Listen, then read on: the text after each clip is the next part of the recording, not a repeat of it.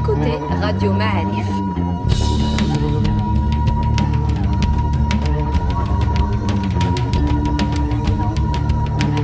Le podcast Histoire.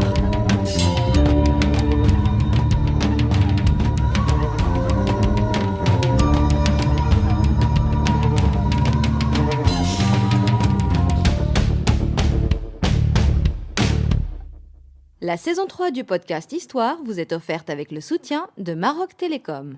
Bienvenue les amis dans Radio Ma'arif, un nouveau podcast Histoire. Nous sommes à Rabat. Nous sommes dans les archives, chez monsieur Jem Abreda, directeur des archives du Maroc. Merci de nous recevoir, si jamais. C'est très gentil de nous accueillir chez vous. Tout le plaisir est pour moi. Alors expliquez-nous déjà quelles sont ces archives que vous avez chez vous. Qu'est-ce qu'une archive ? Qu'est-ce qu'il y a ? Qu'est-ce qui se passe ici ? Qu'est-ce qu'une archive ? Une archive, c'est le témoin d'une réalisation, le témoin d'un parcours, le témoin d'une administration, le témoin d'une époque. Et ces archives, elles sont uniques. Qu'est-ce que j'entends par unique ? C'est contrairement à l'imprimé. Un imprimé, il est soumis au dépôt légal. Et dès que vous avez le numéro de dépôt légal, on vous dit, vous allez imprimer combien, vous allez déposer X numéros, je crois 4 ou 5. Alors que l'archive est unique, ça veut dire un dahir est unique. On peut en faire des copies, mais il est unique. Oui, c'est à chaque fois une copie unique. Vous pouvez faire autant de copies que vous voulez. Et ces archives-là sont de deux ordres, soit des archives publiques, ça veut dire émanant d'administrations publiques ou d'établissements publics, un établissement qui a produit pendant un certain temps produit ou reçu des archives, ça peut être des correspondances, ça peut être des décrets, des décisions, des circulaires, tout ce que vous pouvez imaginer, et même des photos si vous les produisez, et même des magnétos, des audios, des films, tout ce que vous produisez dans l'exercice de votre fonction publique est archive. Bien sûr, j'écarte l'imprimé, ça c'est autre chose. Mais le draft de l'imprimé est archive. D'accord. Alors ça, c'est archive publique. Archive privée, c'est autre chose. Archive privée, c'est aussi le parcours personnel d'une personne qui a de l'importance dans son domaine. Et c'est peut-être une personnalité politique, un professeur universitaire, un architecte, un artiste, un homme des médias. Et par conséquent, toutes ces personnes-là, quand elles nous paraissent intéressantes, vu l'impact qu'elles ont eu dans leur domaine sur la société, on sollicite leurs archives. Et ces archives-là, elles sont privées. Alors, entre archives privées et publiques, de par la loi, toutes les archives publiques, tout ou presque, sont soumises à la tutelle de l'établissement Archives du Maroc. Par contre, les archives privées, elles restent privées, c'est une propriété de la personne qui les détient, que ce soit cette personne elle-même qui a produit ces archives ou bien elle est juste un ayant droit qui les a héritées. Et là, c'est plutôt en argumentant, en essayant de convaincre qu'on parvient quelquefois à avoir des dons. On peut aussi acheter, mais j'ai préféré personnellement ne pas activer cette rubrique d'achat pour que la donation soit plutôt une volonté de la personne et non sans risquer de tomber dans des spéculations infinies. Donc ça, c'est les archives.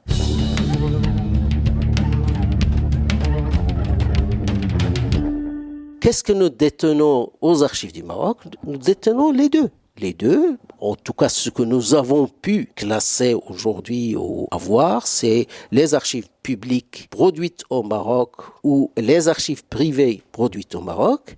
Et comme la loi nous y autorise, nous avons cherché aussi à avoir quelques archives, quelques fonds d'archives, soit en format numérique, soit en format analogique, mais qui sont conservés ailleurs, en France notamment, au Portugal. Nous avons quelquefois des originaux aussi. Mais quel est par exemple le document le plus ancien que vous ayez ici ? Ici, nous avons surtout c'est pas ici que vous allez rechercher les archives les plus anciennes. Elles sont plutôt détenues par la direction des archives royales pour la simple raison que c'était les palais royaux qui détenaient les archives les plus anciennes. Et quand cette direction des archives royales a été créée en 1975, dans le contexte du dossier marocain pour l'intégrité territoriale de nos provinces sahariennes, et qu'il fallait déposer un dossier auprès de la Cour internationale de justice, c'est dans ce contexte qu'a été créée la direction des archives royales. Et cette direction où on est, elle a été créée plus tard. Les archives du Maroc ont été créées plus tard. C'est un autre jalon de la périodisation, j'allais dire, de la prise de conscience des archives au Maroc. C'est dans le contexte des recommandations de l'instance équité et réconciliation. Cette instance, comme vous le savez, qui a travaillé entre 2004 et 2005 pendant 23 mois pour assainir la question des droits de l'homme au Maroc, a buté pendant son travail, a buté contre l'anarchie qui régnait dans le domaine des archives, parce que les archives, avec leur valeur probante, c'était la pièce maîtresse pour défendre tel ou tel dossier. Il suffit pas de dire que j'ai un frère ou un cousin qui a été victime d'un contexte où il y avait absence des droits de l'homme. Il fallait encore le prouver, et on le prouve soit par des archives des centres pénitentiaires ou des morgues même, et d'ailleurs. Donc la valeur probante des archives a été très importante pour l'instance équité et réconciliation, et qui a eu du mal à trouver les archives. Il a eu du mal. Et même quand elle les a trouvées dans un désordre total, ce qui n'a pas facilité les recherches, son travail, alors que son travail était bien déterminé dans le temps.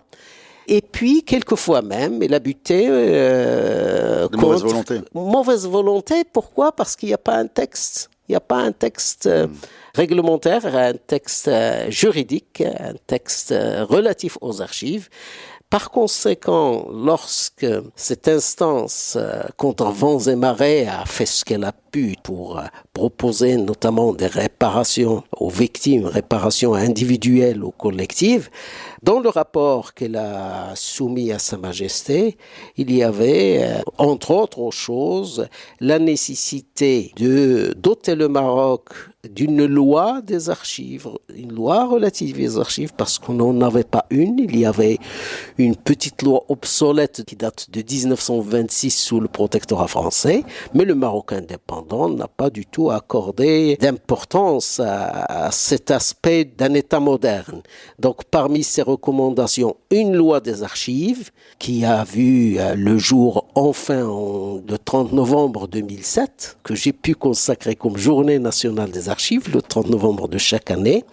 Et parmi aussi les recommandations, c'est créer un établissement dédié aux archives. Et quand je dis dédié aux archives, il faudrait peut-être clarifier une chose, parce que les gens, quand ils pensent archives, comme vous-même maintenant, vous m'avez posé la question sur le plus vieux. Oui. Le plus vieux document. C'est mon réflexe. Alors ça, j'imagine des parchemins. Voilà, ça c'est le réflexe un peu de tout le monde. Ceux qui comprennent rien. Non, mais enfin, c'est juste la partie visible de l'iceberg. Mais c'est la partie qui est mystérieuse, c'est celle qui nous attire. Mystérieuse, qui attire la curiosité, or c'est la plus simple. La plus difficile, c'est traiter en amont. Parce que les archives, elles ont une vie. La vie est en 3 cycles. Les archives courantes, c'est celles que je produis ou que je reçois aujourd'hui et qui ont une valeur administrative, indispensable à mon travail d'aujourd'hui, de demain, d'après-demain, de cette année. Et puis ces archives, on les appelle les archives courantes ou les archives vivantes. Passé un certain temps, ces archives, un responsable ou une administration n'en a plus vraiment besoin tous les jours, ni toutes les semaines, ni tous les mois, mais épisodiquement. À la demande. À la demande, mais vraiment. Alors ces archives, ils sont déplacés vers des dépôts où elles sont nommées archives intermédiaires. Et ces archives intermédiaires, ça dépend de leur vie, ça dépend des secteurs. Archives intermédiaires du cadastre, c'est pas du tout archives intermédiaires d'un hôpital. Archives d'hôpitaux, c'est pas du tout les archives de l'équipement ou de l'ONCF ou de Royal Air Maroc. Ils ont donc un âge qui est déterminé par le producteur selon la typologie du document. Oui, bien sûr. Et ces archives-là, quelqu'un vous dirait, alors, ce sont des archives concernant les marchés. Pour moi, au bout de 5 ans, ils n'ont plus d'utilité administrative, par exemple. Alors, quand ils n'ont plus d'utilité administrative, la question est, doit-on les éliminer? Il faut les stocker, en fait. Est-ce qu'il faut tout stocker?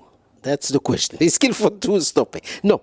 En fait, il faut établir un niveau de priorité. Ouais, en concertation. Voilà la partie invisible de l'iceberg. Il faut établir en concertation avec les archives du Maroc, et c'est une obligation de la loi, ce qu'on appelle un calendrier de gestion, où vous, le producteur, en concertation avec nous, Archives du Maroc, d'abord, on énumère ce que vous possédez comme archives. Quand je dis vous, telle administration publique. Après cela, après avoir bien fait une typologie de ces archives, on négocie un peu la durée de vie de chaque catégorie. Cette archive est archive courante pendant 2 jours, 3 jours, 5 semaines, 1 année. Elle passe au stade archive intermédiaire pendant telle période. Après, elle passe au stade d'archive définitive ou historique. Et là, vous, en tant que producteur, vous n'avez pas le droit d'éliminer. Si vous devez éliminer, parce qu'on ne garde pas tout, heureusement, sinon on aurait coulé sous les archives. Il y a élimination, mais élimination en concertation avec les archives du Maroc, qui sont le seul établissement apte à dire est-ce que cette archive pourrait éventuellement avoir une autre utilité statistique, utilité patrimoniale ou autre. Voilà. Donc tout ça, c'est un travail invisible que les personnes ne savent pas. Et les archives du Maroc sont un centre d'expertise en négociation continue avec les administrations. Mais j'ai une question justement là, parce que mais c'est bien de. Non, mais il est complètement invisible. Vous avez raison. Faites bien de mettre la lumière dessus. On vous remercie pour ça. Mais par exemple, je vous donnais des exemples très très concrets qui émanent des administrations. Quand on va légaliser un papier chez nous, il y a une espèce de registre là, en deux cahiers. Enfin, 2 cahiers où on signe. Je ne sais pas combien de ces registres traînent dans chaque arrondissement. Et je pense qu'on en produit tous les jours. Est-ce que ce genre de papier relève d'un article? Il pourrait, en fait, la question est à poser à cette administration. À partir de quand? Voilà. À partir de quand c'est important de savoir que j'ai légalisé quelque chose le lundi 23 août 88. Voilà. Non. Est-ce que c'est important de garder ça 10 ans? Non. Ou 20 ans?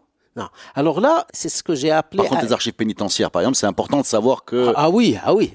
Flemme est rentré en prison tel jour. Et bien passé par là. Voilà. Hein? Comme il y a ça doit rester... Voilà. Et les archives du cadastre, encore plus. Le cadastre, voilà. Parce qu'il y a certaines archives qui restent vivantes. Nous avions, par exemple, ici, le Hawalat al-Huboussiya, qui ont été récupérés par le ministère des Affaires islamiques, avec un argument tout à fait valable, à savoir le Hawalat al-Huboussiya, tout simplement, c'est une sorte de titre de cadastre des propriétés main mortes, de la Awqaf. Ouais. Hein? Elles peuvent avoir une vie sur 3 siècles. Bien sûr. Donc, on les avait ici comme documents historiques, et bien le ministre de la Awqaf a jugé qu'il vaut mieux que les originaux soient chez eux et qu'on garde des copies comme accès à l'information pour les chercheurs, ça ne gêne personne. Alors, je vous remercie d'avoir mis le spotlight sur en fait ce qui est votre quotidien, c'est-à-dire négocier avec des administrations, qualifier la durée de vie d'une archive. Mais physiquement, ces documents, ils sont stockés où? Vous avez est-ce que vous parlez des archives définitives ou des archives intermédiaires? Alors, la loi dit, quand une archive perd de son utilité administrative, elle est soit détruite, soit confiée aux archives du Maroc. D'accord. Voilà, la règle c'est ça. Alors les archives du Maroc, oui. Elles sont où? Elle-même. Pas vous. Les archives du Maroc, ça c'est un grand problème d'ailleurs. C'est un stockage, vous avez un hangar. Alors, nous avons. Alors, ça c'est un grand problème, effectivement. Ça, vous avez mis le doigt là où ça fait mal pour nous. C'est un jeune établissement, je vous ai dit que nous sommes encore, même si les archives sont vieilles, même si les archives ont des siècles, ce jeune établissement n'a que 10 ans. En fait, l'investiture a été faite fin mai 2011 et la nomination du directeur a été faite par Sa Majesté le 30 mars 2011. Alors, nous occupons actuellement des locaux provisoires. Ici, nous sommes dans des locaux provisoires avec quelques 6 magasins d'archives où il y a des archives publiques, généralement surtout pour la période du protectorat, que nous avions hérité de l'ancienne bibliothèque générale du protectorat devenue en 2003 Bibliothèque nationale, mais nous collectons surtout, en attendant que se réalise un grand projet sur 4 hectares à Technopolis, à Salah El Jadida. En attendant ce projet, dont les premières études, ou ce qu'on appelle le pré-programme, est déjà prêt, nous attendons que le gouvernement mette la main dans la poche pour débloquer une somme qui n'est pas simple à débourser tout de suite, et surtout par les temps qui courent, estimation de l'ordre de 450 millions de dirhams. Voilà. Pour stocker. Pas seulement pour stocker, pour en fait une maison d'archives. J'en ai visité beaucoup à travers le monde, de la Corée du Sud jusqu'aux pays nordiques, jusqu'aux États-Unis, Grande-Bretagne, France, et Espagne, et Portugal, et j'en passe. C'est une chaîne. Les locaux d'archives sont une chaîne à partir de la collecte. En fait, on dit les 3 C. Collecte, classement, conservation, classement et communication. Donc, dans cette chaîne-là, vous avez des camions qui apportent vers les magasins, comment on traite dans les ateliers de traitement, jusqu'au magasin où, après inventaire et conditionnement dans des box dédiés à cela, et qui ne sont pas aussi n'importe quelle box, ce sont des... Mais non, on n'en est pas là, ce projet, il n'est pas fait. Il n'est pas fait, mais il est en cours. Et en attendant, pour ne pas se croiser les bras, nous travaillons donc ce dont je vous ai parlé, l'expertise. Nous surveillons les archives là où elles sont. Dans les administrations diverses. Et nous collectons ce qui risque de partir ailleurs, à savoir les archives privées. D'abord, parce que ça risque de partir ailleurs, de finir chez un antiquaire, encore bien qu'il soit national, mais aussi ça pourrait tout simplement fuir le pays par petites pièces dans des petits cartables. Et là, nous ne ratons pas l'occasion, quand il y a un donateur privé qui a des choses intéressantes à donner, là on saute dessus, quitte à encombrer nos magasins. Alors, concrètement, puisque vous n'avez pas voulu nous répondre, je vois par exemple, là, je sais que vous avez, Metz-Hélène, par exemple, un daïr du Sultan Boulay Ismaïl, qui date de 1700. Ouais. Voilà. Vous avez là, je peux vous le donner, un daïr de respect et considération de Mohamed Cheikh Srer. Alors, en 1637, c'est qui Mohamed Cheikh Srer? C'est le... Saadi. Ça, je peux vous le donner aujourd'hui. Il est où? Il est ici. D'accord, il est sous nos sièges. Oui, mais seulement en version numérique. D'accord, mais le vrai, c'est ça ma question. Le vrai, il est voilà, ça aussi c'est... Le vrai, il est où? Le vrai, il est où? Nous savons où il est, sinon on n'aurait pas accepté la version numérique. Ces archives-là, publiées dans le numéro, je crois, 4 de la revue, 4 de la revue Archives du Maroc, le numéro 5 est sous presse, est consacré au vivre ensemble et surtout à la communauté chrétienne au Maroc. Ce que vous avez là entre les mains, c'est l'écho à une exposition que nous avions organisée aux Archives du Maroc au mois de mars 2019 et qui a coïncidé, je dis bien coïncidé, avec la visite du pape Francis au Maroc à la fin de ce même mois. Ces archives-là, bien qu'elles soient royales, vous voyez les sceaux des Saadiens, puis après des Alaouites, nous avons pu les avoir grâce à une sorte de partenariat avec l'Église catholique de Tanger, qui détient les originaux. Et parce qu'ils sont le destinataire. Ils sont les destinataires. Ce sont les franciscains. C'est une lettre de Mohamed Chesrel en faveur du prêtre Nicolas de Cassis. Et grâce à l'amitié d'un prêtre d'origine polonaise et vivant à Tanger, le père Stachera. Il a fait confiance à cette institution et a trouvé qu'il est tout à fait bénéfique pour notre patrimoine de disposer des copies. Il nous a apporté de gros registres qu'il a déposés ici en toute confiance jusqu'à ce qu'on ait fait des copies numériques haute résolution qui sont aujourd'hui à la disposition de tous les chercheurs, voire tout le monde. Ici, on va arriver à la mise à disposition parce que là j'ai encore plus ancien. J'ai Abu Hafs le Khalifa al-Mouhidi, Abu Hafs al-Murtada, donc ça c'est 1250. Alors là, pour cette archive, celle-là elle est magnifique. Visuellement elle est extraordinaire. C'est une lettre, waouh, en termes de visuel. Oui, alors là, nous avons une copie, et ça vient d'une autre source, celle-là. C'est une autre source. D'accord. Mais la plupart des archives que vous avez là dans ce numéro, ils viennent de l'église catholique de Tanger.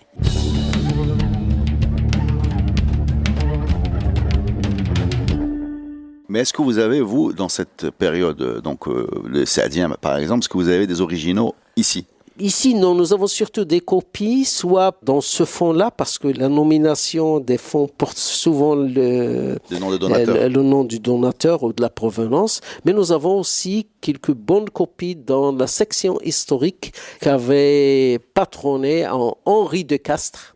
Henri de Castres, qui a été un des premiers architectes, non, c'est historiens, mais qui ont pensé archives au Maroc. D'ailleurs, il a produit quelques volumes, beaucoup de volumes sur les sources inédites de l'histoire du Maroc. Et nous avons consacré un colloque, dont vous avez aussi un numéro spécial consacré à Henri de Castres, un colloque et une belle exposition à Henri de Castres. Et sa petite fille de 80 ans, ayant appris cela, 80 ans, si ce n'est pas un peu plus, ayant appris cela, était toute heureuse de venir de Paris spécialement pour voir l'exposition. Eh ben, c'est une belle histoire, mais je reviens avec mes documents. Est-ce que vous avez, parce que moi je me pose la question vraiment physiquement, de très vieux documents, est-ce qu'il faut les garder à l'abri de l'humidité? Ah oui, alors là, oui. Des animaux, des rongeurs, je sais pas. Là, bon, je pourrais peut-être... Parce que là, si je vois la signature de Moulay Ismail, si elle a duré de... Alors, 300 ans. Bon, la prochaine fois, je vous ferai visiter aussi nos magasins et vous allez voir qu'il y a un relevé de l'humidité, un relevé précis de chaque jour, avec toutes les précautions de déshumidificateurs, etc. Nous avons une personne qui ne fait que ça. D'accord. Autre question. Sans parler du conditionnement qui doit protéger normalement les archives, à savoir qu'on les met dans un carton spécial que nous ne produisons pas et que nous achetons cher à l'étranger, sans faire de la publicité à la marque. D'accord. D'accord, c'est ça.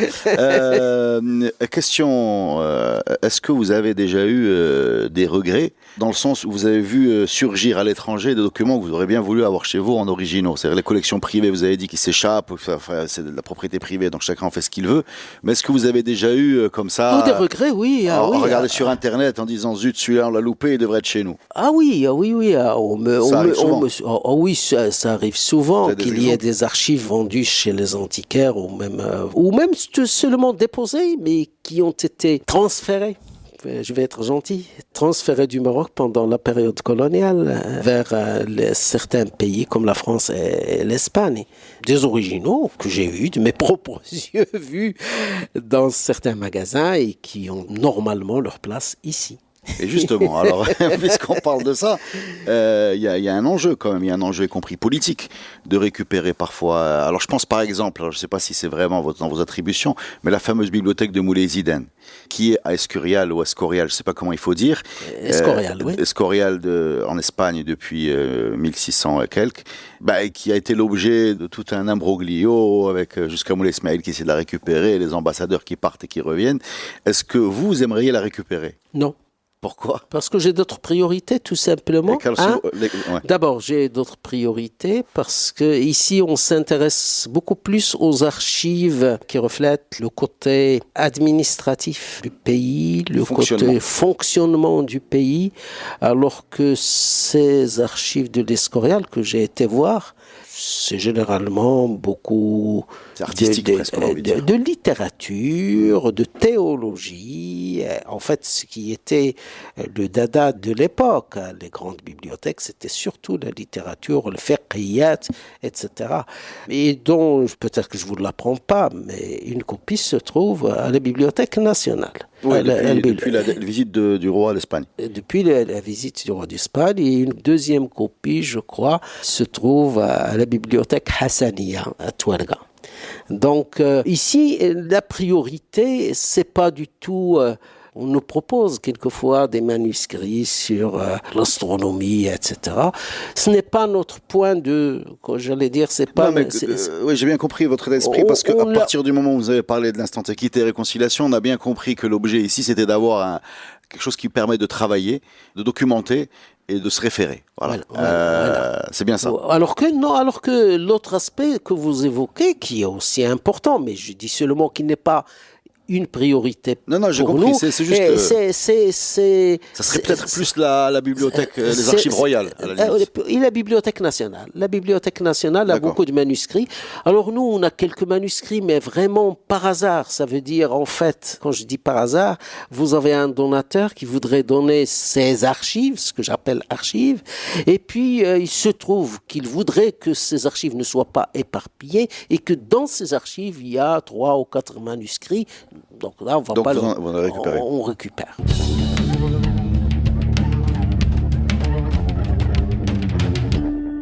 Est-ce que vous avez des donateurs spectaculaires, des gens qui vous ont, parce qu'il faut autant leur rendre hommage, des gens qui vous ont surpris par, par l'importance de ce qu'ils vous ont confié. Ah oui, je vais en citer 2. Je vous en prie, c'est l'occasion de... D'abord parce que c'est récent, et puis c'était impressionnant ce qu'ils nous ont apporté.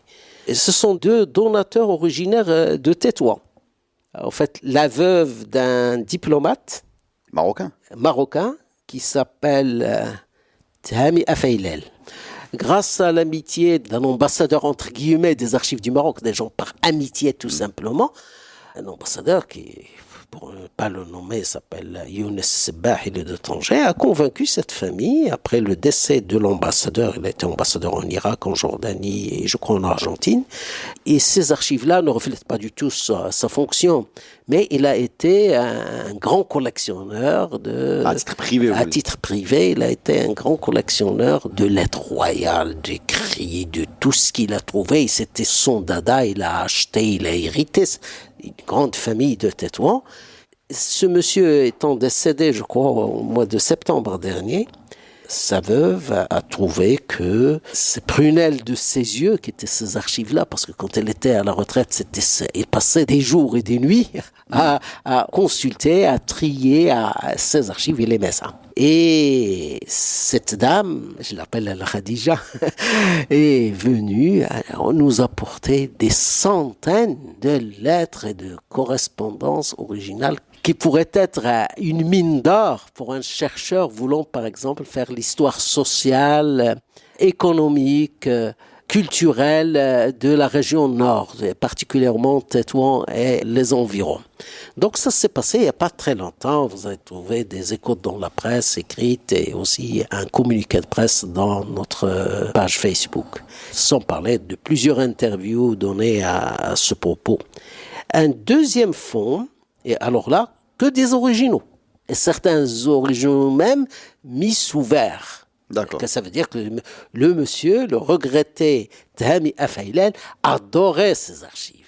Et cette dame nous a apporté les tableaux, une vingtaine, plus quelques centaines de pièces. Et tout ça, bien sûr, on ne peut que remercier et être émerveillé par cette générosité. Deuxième fonds, et vient aussi de Tétouan, c'est un certain Zarhouni qui est venu lui-même, alors lui, qui a été un agent de l'intérieur, un caïd ou autre, en tout cas du ministère de l'Intérieur, et qui est à la retraite, et qui a aujourd'hui 80 ou 86 ans. Il est venu lui-même, accompagné de 2 amis, de Tétouan, Tanger, pour prendre le Bourak, et venir ici il y a 15 jours, ou un peu plus de 15 jours, il y a un mois. Et qu'est-ce qui vous a ramené ? Il nous a ramené une fortune d'archives que des originaux, en disant tout simplement, l'argument est toujours le même, aussi bien de la veuve de Hami Afailal, que lui-même dit « Bon, ça, je l'ai collecté, je l'ai hérité, mais enfin, moi, je suis assez âgé et j'ai bien peur que ceci aille... Chez un vendeur de cacahuètes. De cacahuètes, vous rigolez, mais ça arrive. Hein. J'ai des choses que j'ai achetées en tant qu'étudiant, des textes d'Alexis Chotin, Flakari. Vas-y, dis cacahuètes, mais c'est... Alors, le vrai mot, c'est Zerria, en fait. Zerria. Alors, l'original. La toute dernière, là, ça a été une négociation ardue qui a duré 3 ans. Et avec 3 ans, je n'ai pu avoir que des copies. Avec qui? Avec le fils de Mokhtar Soussi, Abdelouafi et Mokhtar Soussi, que j'ai réussi à convaincre au bout de 3 ans de négociation. Alors, j'ai réussi à le convaincre. Parce que nous, pour accepter le numérique, il faut d'abord qu'on voit les originaux. Donc, maintenant, le premier lot nous a été donné jeudi dernier. Pas plus tard que jeudi dernier. Et c'était 5 valises. On prend le tout, on numérise valise par valise, papier par papier, on lui rend ses originaux, il nous apporte un deuxième lot. D'accord. Mais ça a été une négociation trop dure. D'ailleurs, quelqu'un m'a appelé hier du souci, il me dit « Mais comment tu as fait ?» Parce que c'est quelqu'un tout simplement qui tient à ce patrimoine qu'il a hérité de son père et il connaît la valeur des choses et lui-même, même si il a un centre de la promotion des archives de son père, mais c'est surtout un centre virtuel, hein. On n'a pas les moyens de créer un vrai centre ou une fondation, parce que si quelqu'un a les moyens, eh ben, tant mieux, on lui souhaite bonne chance. On n'est pas là pour tout avoir. Mais ce que nous craignons, c'est que quelqu'un n'ait pas les moyens de valoriser un patrimoine archivistique personnel, mais qui pourrait être national, qui pourrait avoir une valeur patrimoniale nationale, et que cette personne, sans moyens, laisse des archives dans des conditions qui ne sont pas faites pour garder des archives, et après, on trouve du papier en miettes. Alors moi, j'ai 2 questions qui me brûlent les lèvres. La première, c'est qui a accès à vos archives, en fait? En principe, tout le monde. Ouais. En principe, tout le monde. Mais nous avons surtout des chercheurs, des doctorants, masters et plus haut. Donc il faut venir vous demander ou... Alors, nous sommes très libéraux. Vous êtes un homme des médias, vous pouvez vous présenter, ne serait-ce que par curiosité. On vous donne déjà un laissez-passer gratuit pour 3 jours l'année.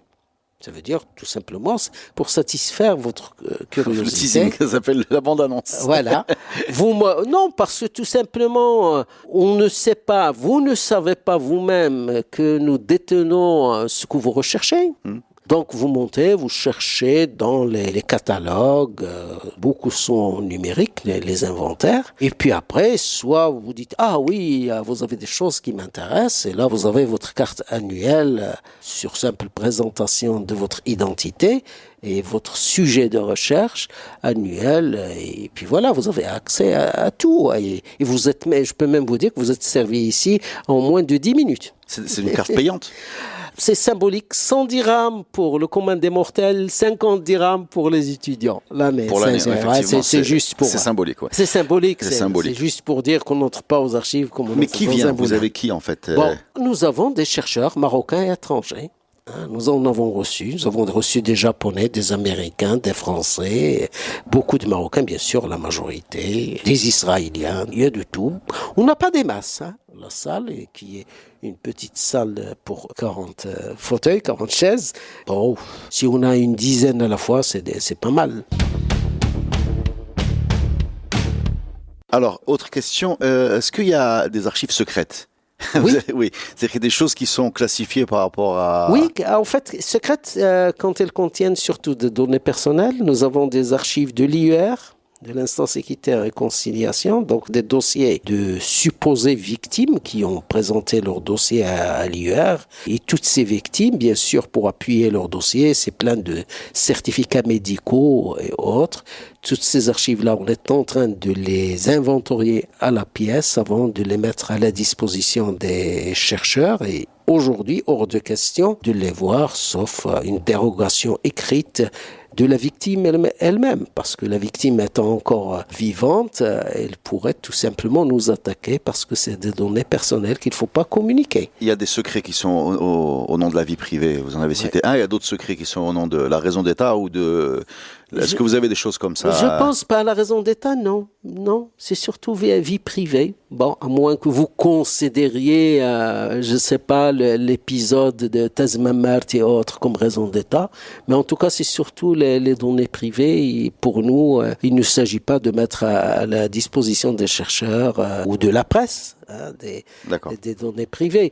Quant à la raison d'État, c'est généralement des archives militaires. Les archives militaires, elles sont pas du tout sous notre tutelle. Oui, bien sûr. D'après vous, quel est votre document le plus précieux?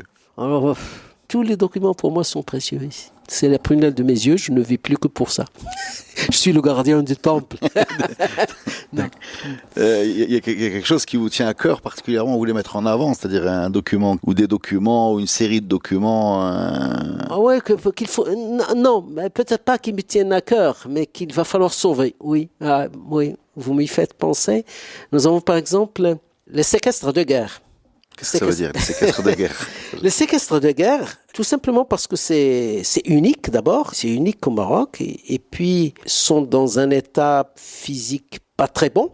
Donc, il va falloir trouver le moyen de les inventorier vite, de les sauver, puis voire de les numériser pour...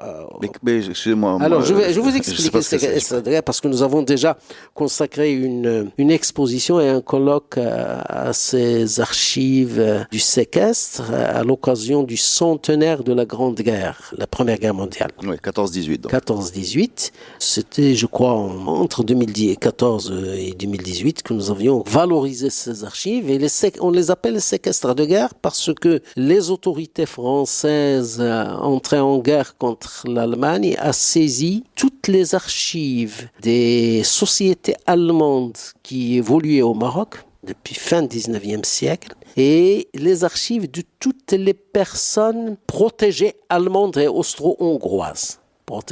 Protection consulaire. Et donc, ces archives, elles sont une mine de renseignements parce qu'elles sont en allemand, en français, en hébreu, en arabe. Et toutes ces archives ont été tout simplement saisies, séquestrées pendant la guerre. Et au lendemain de la guerre et la paix de Versailles, certaines sociétés ont récupéré leurs dûs, leurs archives, et d'autres ne les ont pas récupérées. Elles se trouvent chez nous. D'accord. Et comme c'est un épisode peu connu de l'histoire du Maroc, nous avions organisé un petit colloque qui a un écho dans le premier numéro de la revue Archives du Maroc, que je vous offrirai volontiers. Merci beaucoup.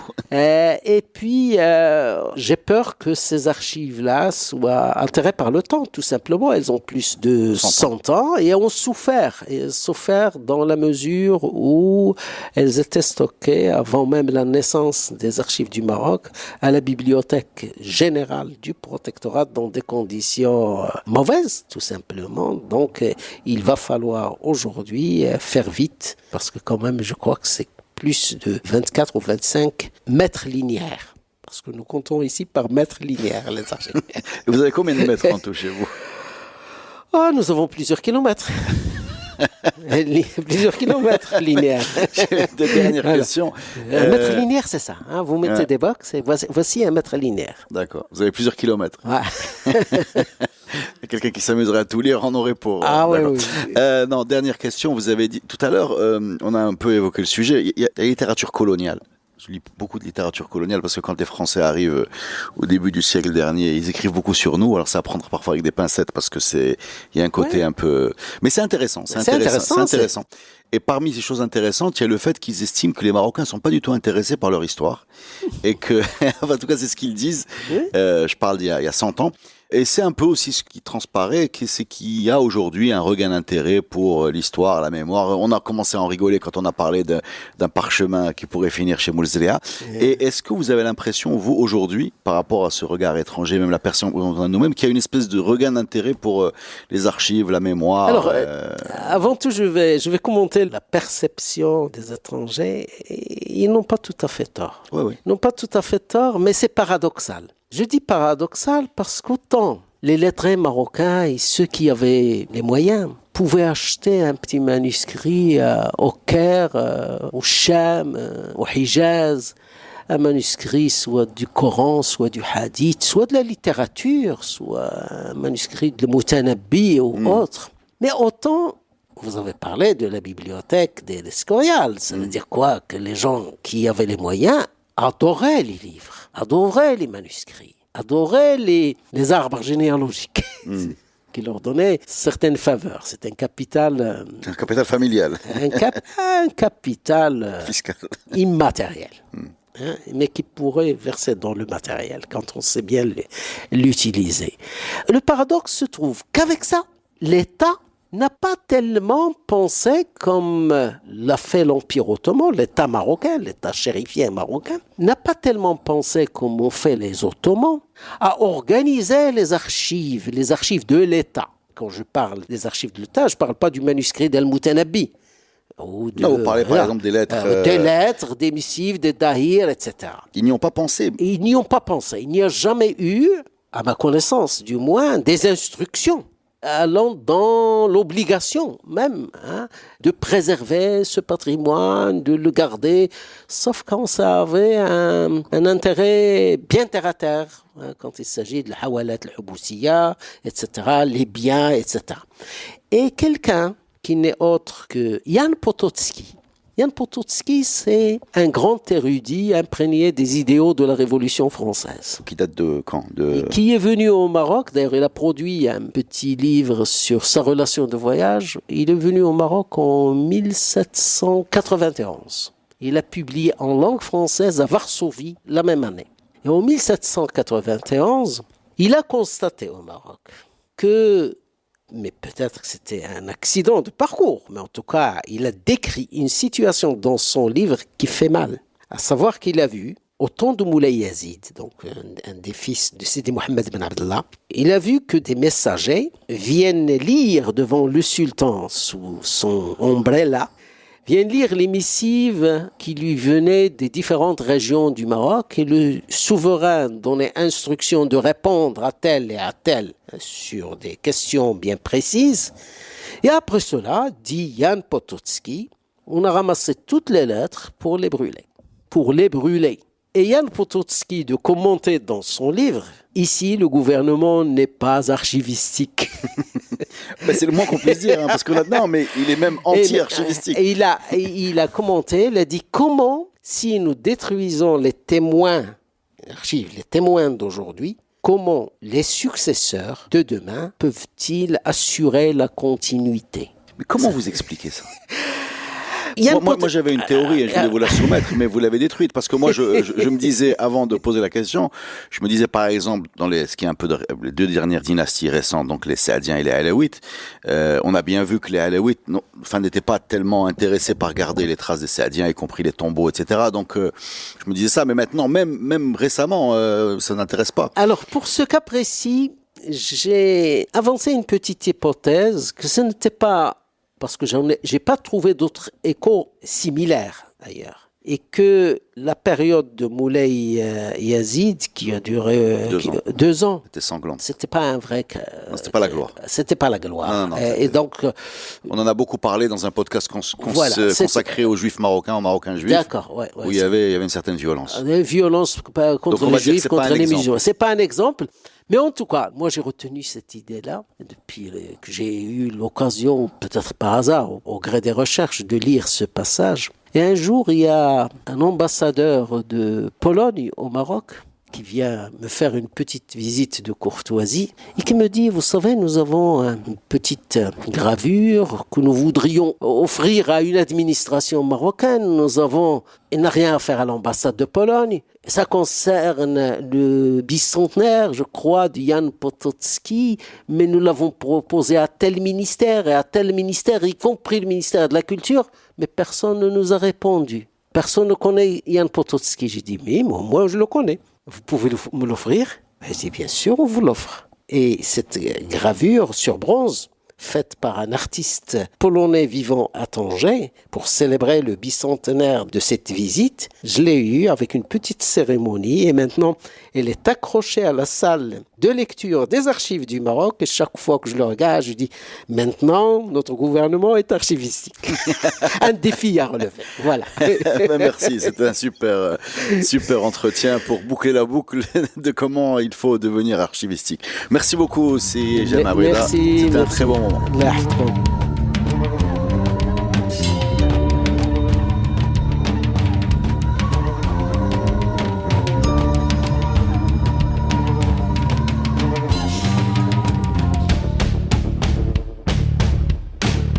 La saison 3 du podcast Histoire vous est offerte avec le soutien de Maroc Télécom.